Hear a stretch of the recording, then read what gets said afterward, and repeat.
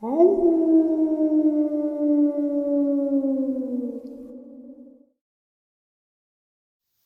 and salutations, everyone. I hope everyone is doing well, and welcome to this night ending bonus. Before we jump into it, a couple quick links. As many of you know, I rely on Patreon, PayPal, channel membership, and the merch to help the channel to continue to grow and go.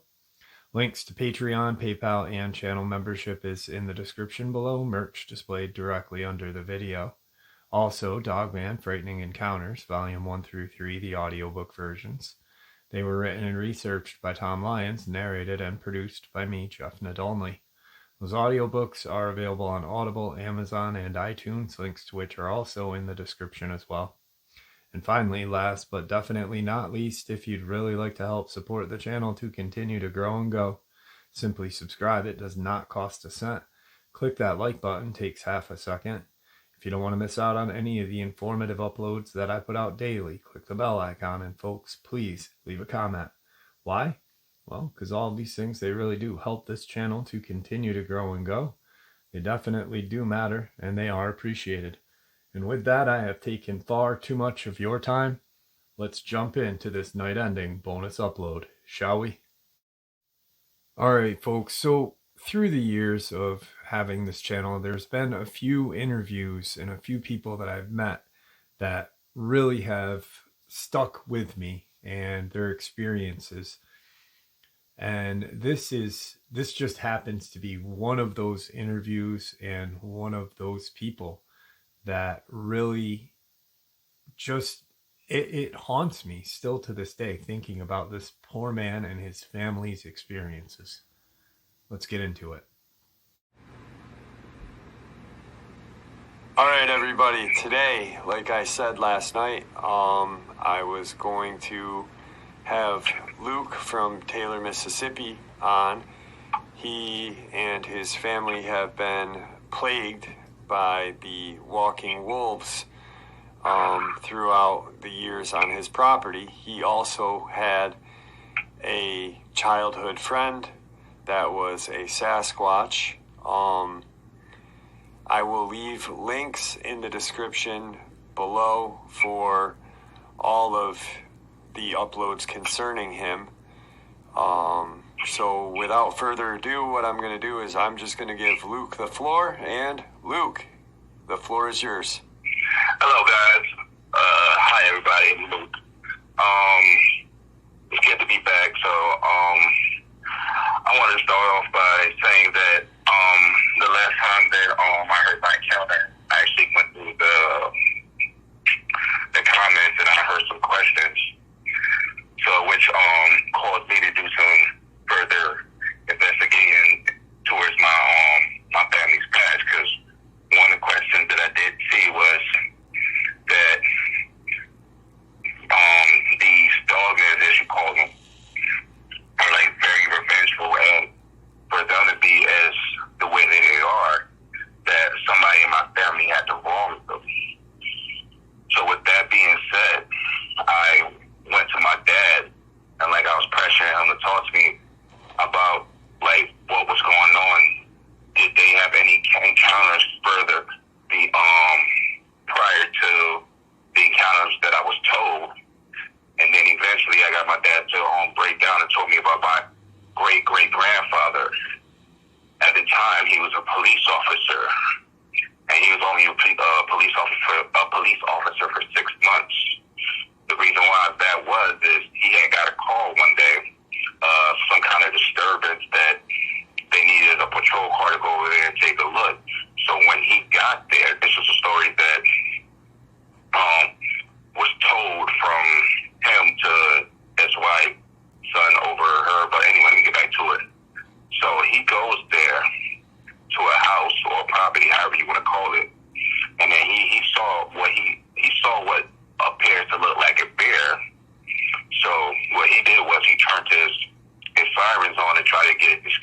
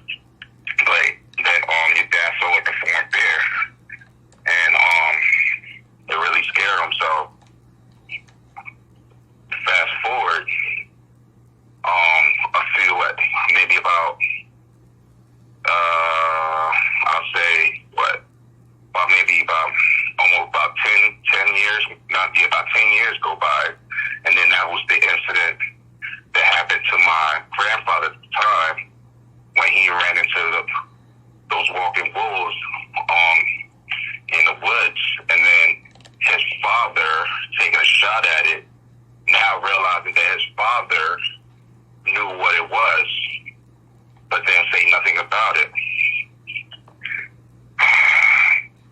And another thing, I know the story about, I pretty much know the story about, like, what happened to my grandfather, what happened to my friend. So after speaking with William or Victor, he gave me area where they send my friend to. So after that, for like a few weeks, I've been doing some researching, looking for like sightings, this, that, and the third, because the area that he told me was only like about 6 hours away, and I've driven further. So I was calling the town, getting some research, last known sightings, and then I was talking to like game wardens and things like that of that nature, like what areas should I stay out of, like as far as there's supposedly Bigfoot Sasquatch sightings. So he told me the area to stay out of, which was pretty much the area that I was heading to. So around that same time, it was my birthday. My dad's birthday was actually last month, June 20th. So I had a couple of his buddies to go on a trip, like a camping trip, just hang out with the fellas. But in reality, I wanted to go in the area. And I figured that I had a couple of more people and I'll feel safe. So we went there, we had a good time for the most part, and then we had an issue with us running into a family of Bigfoots. So I believe I saw who I called was Big Red, like a much aged version of him, but I knew it was him. So with that, what I felt, what I didn't tell y'all is the reason why he was aggressive towards me was because I had a gun. And as I noticed the scar on his neck, shoulder, and stomach and stuff like that, I also noticed scars from bullet wounds that he's been shot like numerous times. So what I feel is that over the period of 20 years, being shot at by humans and things of that nature, which caused him to have a disdain for us. Even though he was a longtime friend of mine, he didn't see me as a friend when I had a weapon, even though my gun was never pointed at him at the time. So, but at the end of the day, I personally, like, what I feel in my heart's a heart show, as close as he was to me, even though he had that look that I killed, really, he's killed us before, as far as like humans. He was close enough to get me before I could even react, and he chose not to. He bluff charged me. We got away. Oh man. I'm sorry.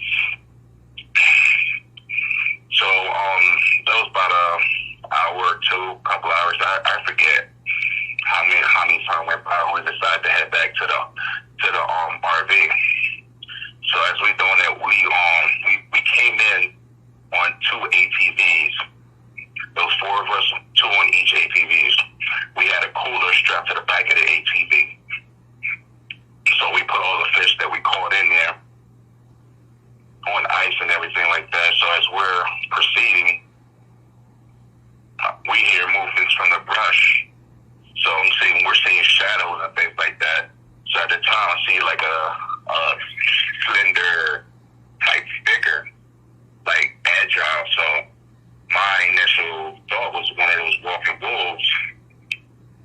And at the time, all our high-power rifles were in the RV. One thing we had was hand pistols. Like, to them, to these things are freaking pea shooters. It's just gonna piss it off. So, as it got to the edge of the brush, it takes a leap to the middle of the trail that we was in. And it was not one of those walking wolves. It was actually a werewolf. My first time ever seeing one. I never seen one. My 40 years life that I lived, never seen one of these things. And these things are more scarier than these damn walking wolves. The reason why I failed to say that, it looks like they have a human-like intelligence behind them. So as we're picking up speed, our ATV goes up to like 50, 55, and we're about to cap it. The thing catches up to us in no time, grabs the cooler off the ATV to the point that the ATV lifts up, and between the two guys and the ATV, you're looking like around damn near about 600 pounds. Lifts it up like it's nothing. The bag comes up, the racking on it snaps, it stops. The ATV drops back down and does like a fishtail motion. And they're trying to keep it under control. And as I'm looking back, this thing was lasting. Like, I got your food, what are you going to do? So I'm like, wow. Yo, this is crazy. It's time to go. I can't take any more of this. So eventually we left that night. And then on our way home, I received a phone call from my wife that there were some people on our property or stuff like that. So I told her, because at this time she wasn't there, she was out with a relative.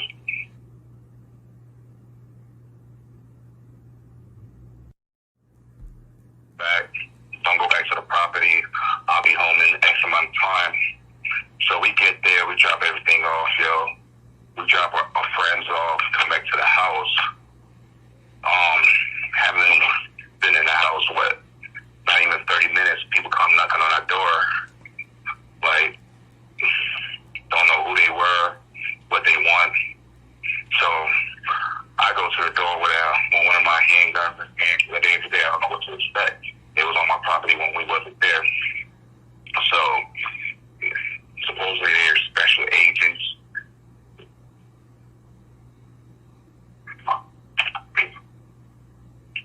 Yeah, I'm sorry. I got a lot of going on back here. Especially, so they called themselves these special agents, so they was questioning me, interrogating me. At the end of the day, I was tired. I didn't want to hear anything they had to say. They threatened me. They threatened my family. They said that if I'm withholding information, I might as well give it to them now, whatever proof I have, and things like that. And then if I'm like if I'm hiding people because they're looking for certain people, I didn't get the gist of what he was talking about. So I was getting upset. I was tired, so I asked them to leave my property and stuff like that.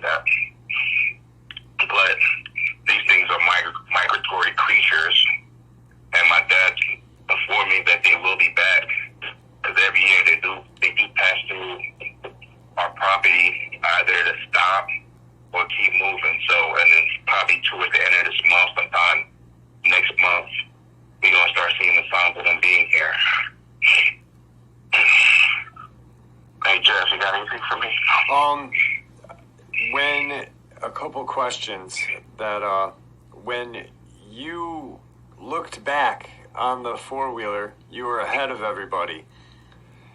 You had stated that when the werewolf had grabbed the rack and it had the cooler in its hand, it kind of smiled at you.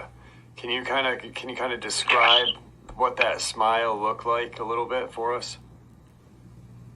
Yeah, it's like pretty much like, you know how you smile like, yo, you think you got a fast, you pulled a fast one. I'm the one who had the last lap, as if we thought that we could actually outrun him. And then he caught us in no time, and he was like, I got your fish, I got your food, now what? You lost, I won.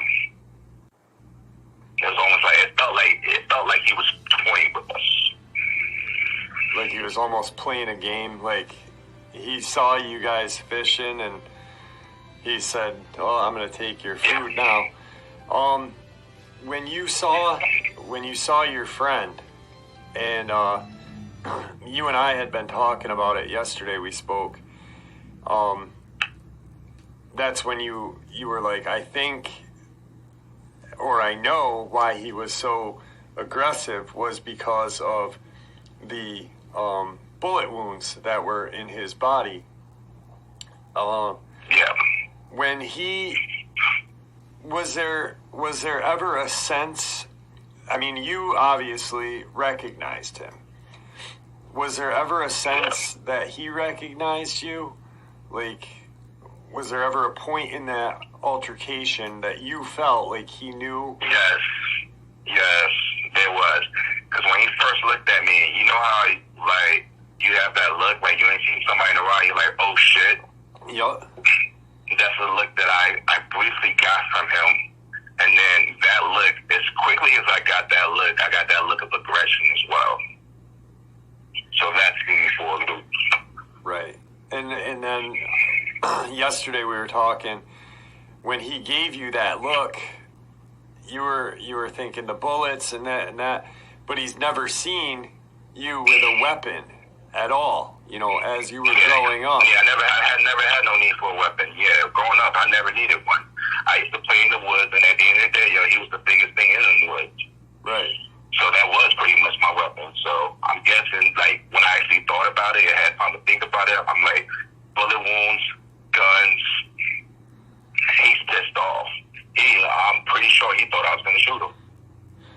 Now, when you said family, what detail or what entails the family? Was it him and what else? It was him and two others. There was by the looks of them, yo. They wasn't like his color, but there was maybe a shade lighter than him, and they looked like juveniles. They was at least about, I would say, maybe 6 feet, and they stayed hidden. I knew where they was at, because when they got our attention before he came up on us, because he flanked us from the back. And then he ran into us from the back. Okay. So I'm thinking that those are his kids, his offspring, his children. Yeah, he was probably taking them out. And so I'm not. Yeah, and also another thing with that being said, being that they're juvenile kids, I also think that's another form of why he was so aggressive too.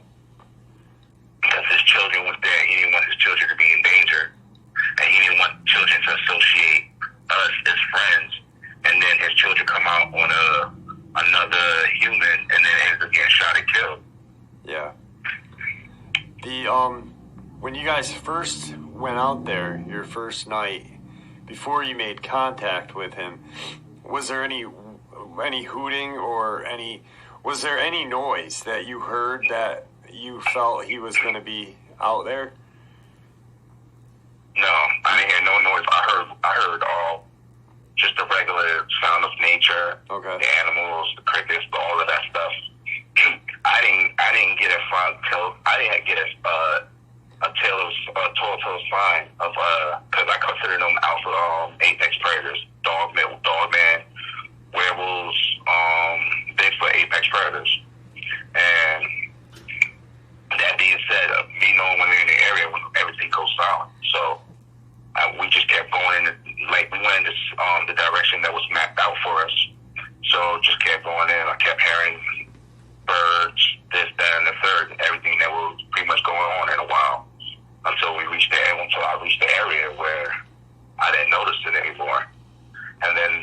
shortly after that is when we ran into the two juveniles. And then another thing is, what I forgot to mention was when we saw the two juveniles, one of my dad's friends had pointed a gun to it, and I had put his hand down, like, don't do that. Right. And then, another thing is, I don't know if their dad saw him do that. And then another thing is that I also forgot to mention, but I think I mentioned it, prior, before he charged us, is the same friend took a shot at Big Red, but missed. So that's another thing that threw him into, like, thinking fury. So, at the end of the day, because no matter how big they are, from their skin and their muscle are, like, a lot more dense and tougher than ours. Then right now, at the time, the only thing we had was hand pistols. Yeah, we could all fire a shot, but before he got, like, maybe 3 or 4 shots off, it already been on top of us. And then his dad is, like, freaking massive, and he still moves like he's young. Has he grown since you last seen him? It was a pretty bad situation fast. Has he grown? Has he grown since you last seen him? Did he look like he was bigger? Nah, he's still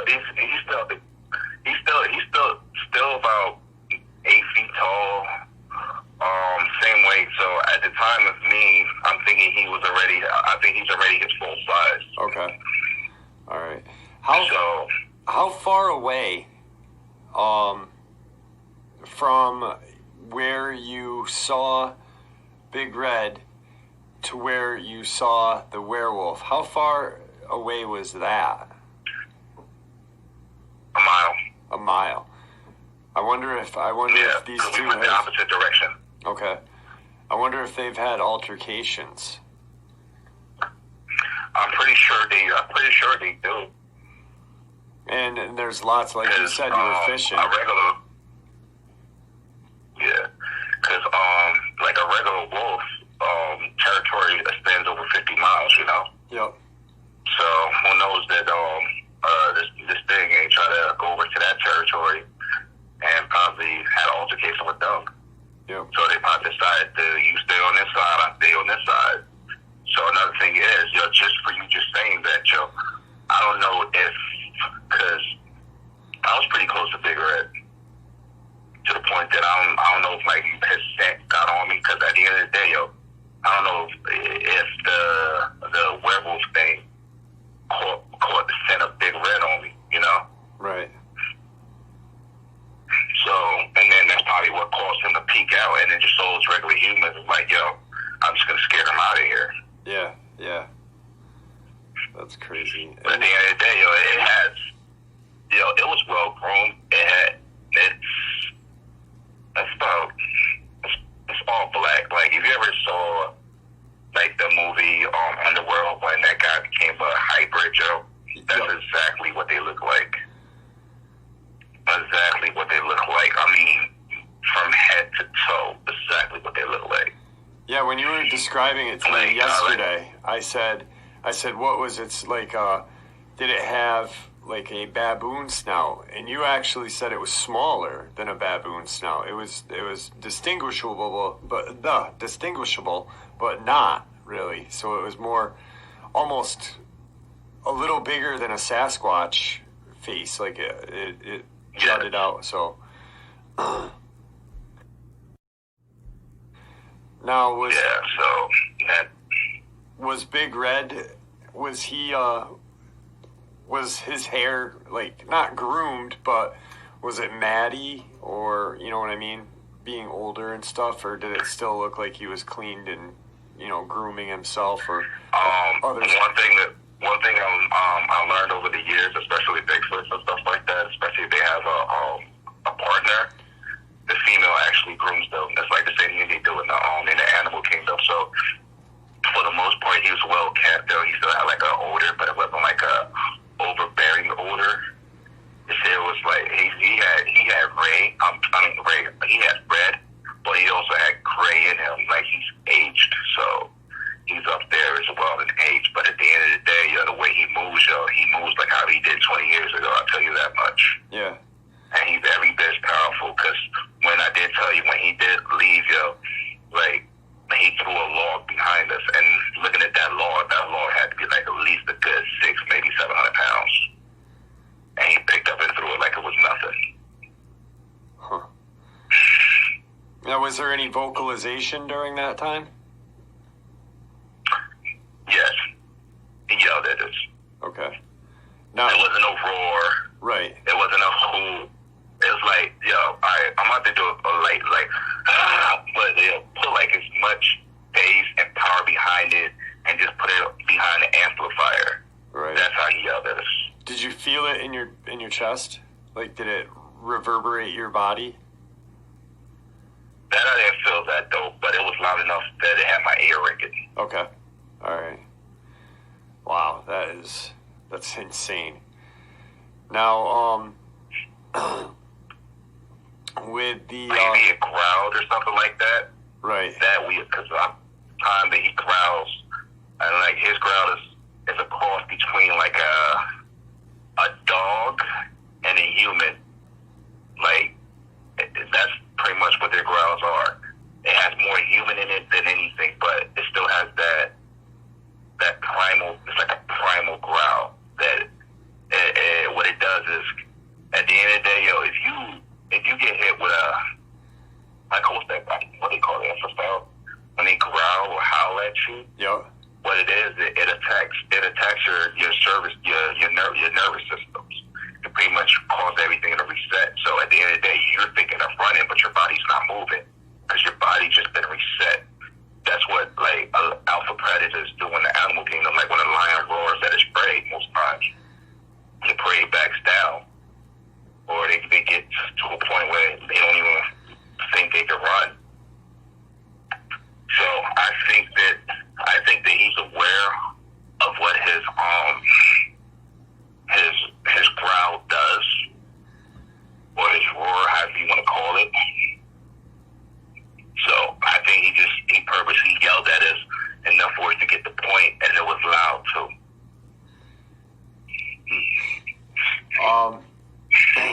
Couple more things. I just wanted to get back to, because when you were describing it, I wanted to get back to the werewolf. When he was standing there,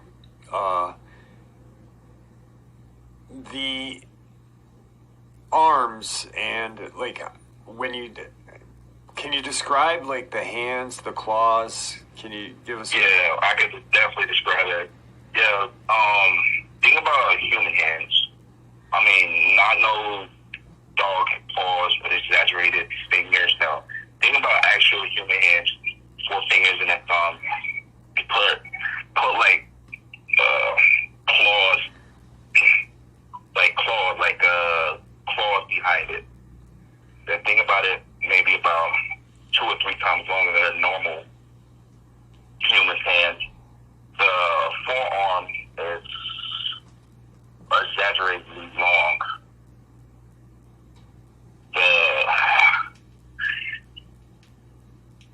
The pecs, human-like.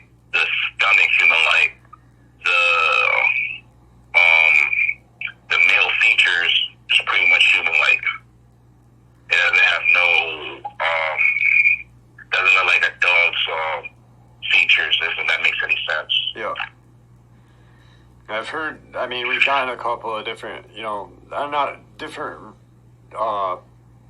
encounters, but they all seem to sound the same, like it's a cross. When they're talking about their genitalia, it's more like a cross between a dog and a human. That's crazy. The last thing I want to touch on is the property. I know you and I had spoken. We're not really going to mention too much about what's going on there, but your dad had made comment, and you had spoke on it briefly about the migration time coming, and you stated that you think the den is used as a holdover or for breeding. And And Yes. do you think, I mean, because you've lived on this property, your family has lived on the property, and you've said you've heard what you thought was the sound of breeding. Is this breeding time around now for them, you think, or it really doesn't matter? You know how, like, some animals have a certain year when they breed, and, you know... Yeah. I personally, because around this time, I've heard pretty much the same thing, like, time in and time out, between, towards, like, more like, August into September. So that is a very strong possibility that it's there. Not only a migratory time, but an area time for them to breed. They come to areas.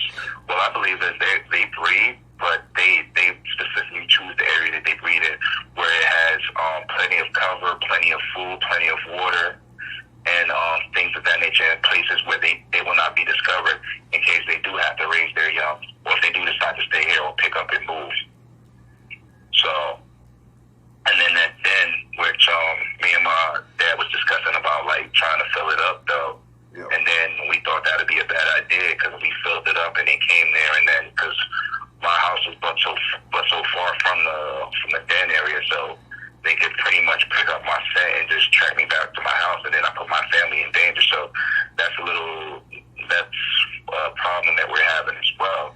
But at the end of the day, we're just going to prepare for it and just see what's happening, because for the most part, they don't really, like, the new ones don't really mess with us and things like that. So, and then with those people being on our property, I don't know how often they come on our property, but at the same time, if they're not well prepared, they might end up getting themselves killed, because they do not know about this time, because I don't think I disclosed this with Victor, because I actually forgot about it. It was my dad that reminded me about their migratory patterns or things like that, because he's been tracking it for a while.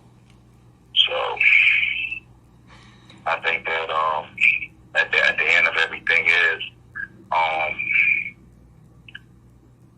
that I did tell you about the depth of it. It goes about, what did I say, about 50 feet? About 50 feet, yeah. Inwards. Yep. And then at a deep angle, right? At, like, a deep angle where you'd have to, like, if you fell, you'd almost fall like you were falling in a pit, kind of, right? Yeah. You'll slide down. It's like you'll still be grabbing onto something, but you won't be able to get grip if you stop yourself from moving. You'll need a rope or one of those escape ladders. Yep. That you put over your window and stuff like that to climb down. Because at the end of the day, it's on a steep angle. Unless you got one of those hiking, mountain climbing boots with the spikes, and they might be able to stick your feet into the soil, and hopefully it stops you there. Because yeah. All right. Last thing. Pretty deep and spacious. Last thing I want to ask you, unless you have anything else you want to share after. When you had your encounter with the Dogman walking wolf, and that, I love how your family has called them the walking wolves, because I think it fits the Dogman better than anything. I think it's a proper name for them. Yeah, because I think the reason why we call them that is because they're wolves and they freaking walk like men. Yeah. And not dogs. Now, when you had nothing to do with those. Right, when you had your encounter at the house and your dad rescued you,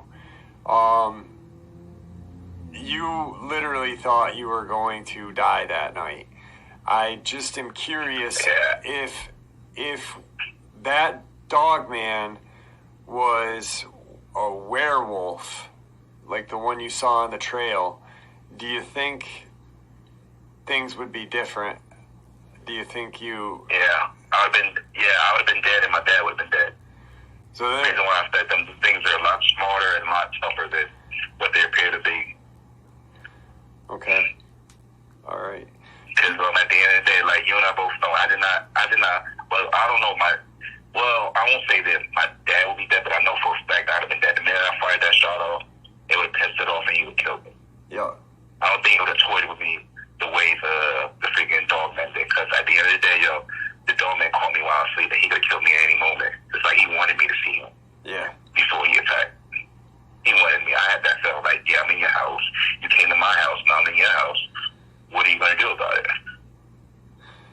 Plus you had... Because, the way...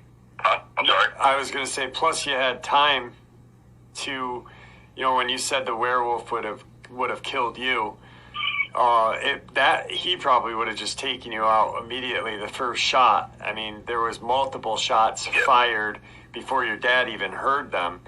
So by the first shot, your dad might not even heard the first shot, and you would have just been taken out by that thing. So, oh God, that's crazy. That's why I felt like I was being toyed with.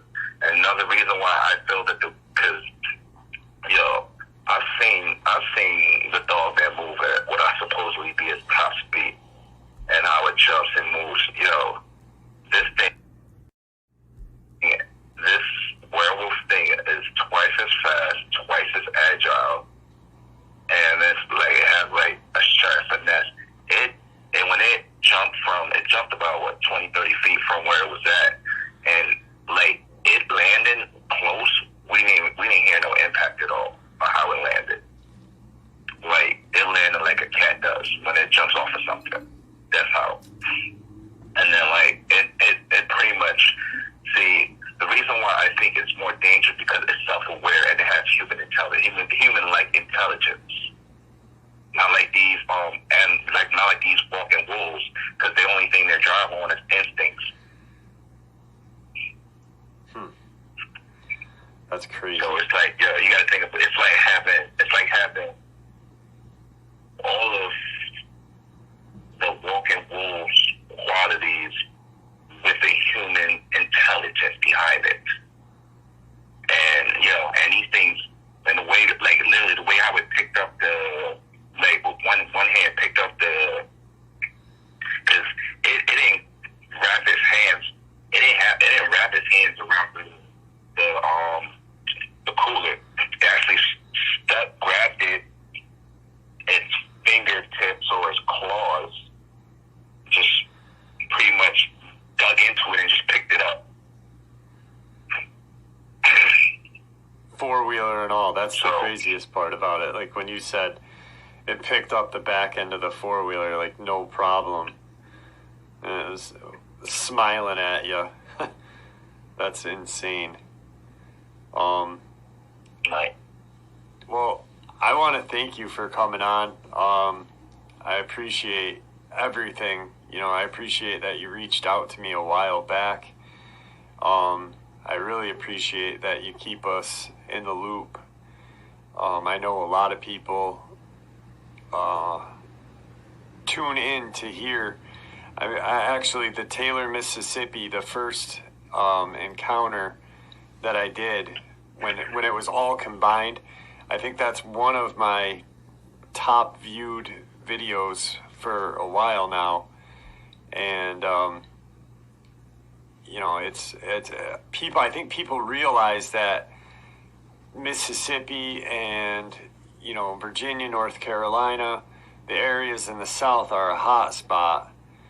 And just like when you talk when you talk about Sasquatch, you automatically think of the Pacific Northwest, and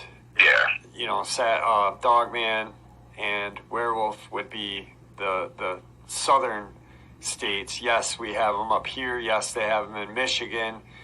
But with the LBL, I think there's just a lot. Like you said, they're migratory. They're just traveling all over, just hunting food and hunting a way of life. And I think where you were in Georgia is a perfect place.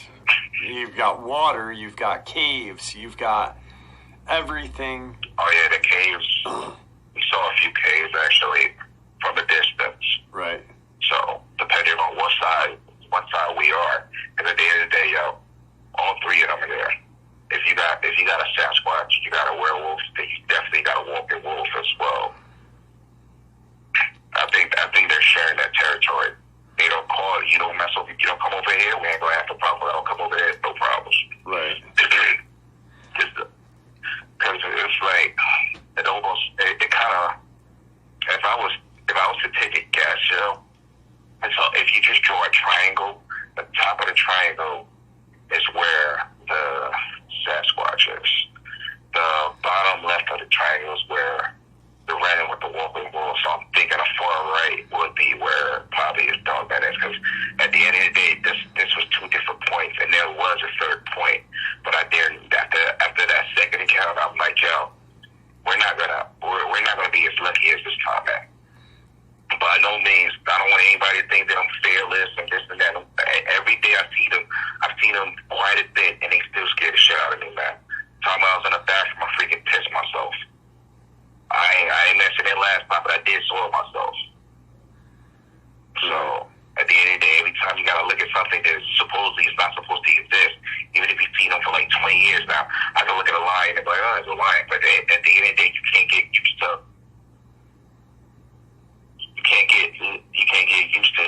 looking at these things and thinking that it's normal, even though they are flesh and blood creatures. I've seen to that plenty of times. Right. So at the end of the day, some things are dangerous, extremely dangerous. Like, my thing is you'll have more problems with a walking wolf than with a werewolf for the most part, yo. I think the werewolves are just solitary creatures that don't really want to be out anywhere, but the walking wolves are freaking curious by nature. Yeah. Yeah. I think the like you said, like the Sasquatch and the werewolf, being that they have the human qualities, they act more like we would.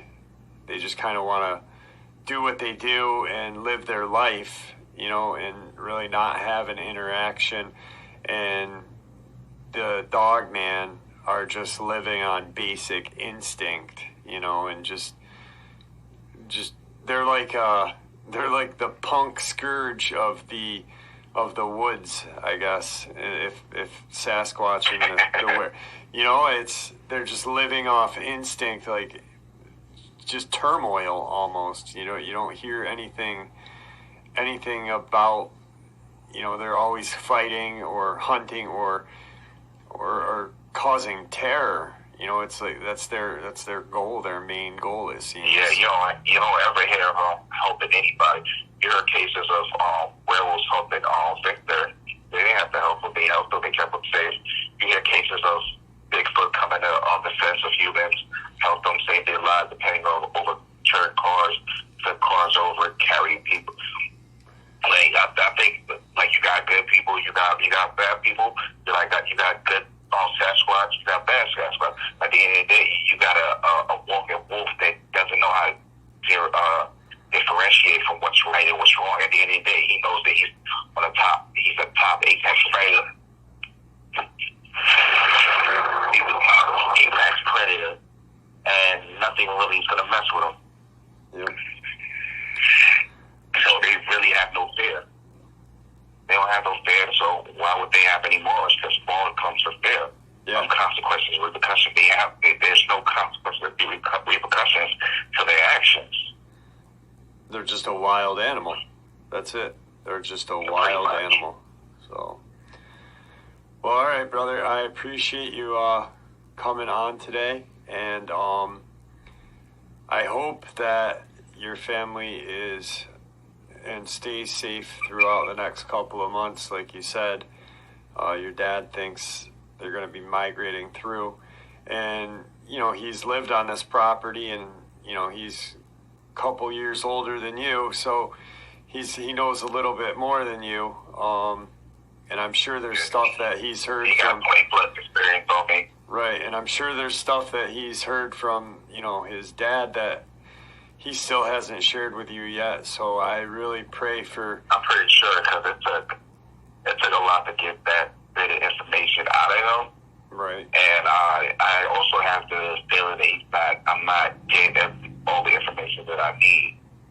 So at the same time, I'm giving some time to see if he's not come to me. But at the end of the day, I know my dad. I know when he's withholding something, he thinks that he's pretty good at holding shit, but nah, he's not. Yeah. Well, he gonna hear this and kick my ass. Yeah. Yeah, he's gonna be like, all right, you think so? Well, if anything does occur, please let us know. Yeah. And Yeah, what I plan on doing, like we discussed this already, for your listeners is, I do plan, like if they do, actually when they do migrate and they do your mating calls and stuff, I'm gonna try to see if I can have that recorded so you can play it for your listeners so you can know what they sound like. Maybe you're right here, something like that in your neighboring areas to stay far, far away from it. right. Because one more thing I do want to mention. And I heard this from a friend who actually has encounters and stuff with them. During this season, if they are mating, they're highly, highly, highly aggressive. Highly. And territorial. So, if you hear something that you ain't heard before, like a scream between a girl and a dog or something, just stay out of that area. Don't even try to chance it staying in the bobcat or a fox to this matchup. Just stay safe and stay out that area because these times is when they're extremely, extremely dangerous and aggressive. Yep. Well, all right, Luke. See, I'm going to have you say goodbye to everybody, and I appreciate everything. All right, guys. Thank you for having me on, and I appreciate everybody out there for taking the time to listen to my story, even though it's a crazy one. But at the end of the day, only thing I'm here for is to inform y'all and just, like, whatever I learn, I try to make sure y'all know. I'm no vic or anything like that, though, but at the end of the day, whatever little bit of information I could get for y'all, I will. Because every day for me, with these things, as long as they're going to keep traversing my property, is a learning experience for me as well. All right, man. Have a good day. You too. All right, folks. So through the years of having this channel, there's been a few interviews and a few people that I've met that really have stuck with me and their experiences. And this just happens to be one of those interviews and one of those people that really just it haunts me still to this day, thinking about this poor man and his family's experiences. Let's get into it.